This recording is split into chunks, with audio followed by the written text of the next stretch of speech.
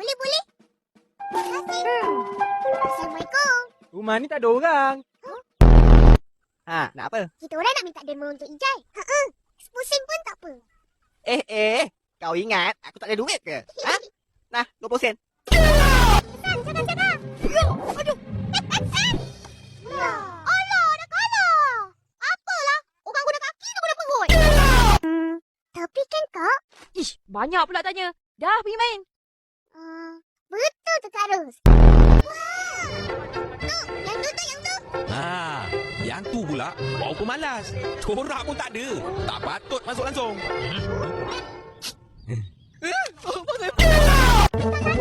Tengok.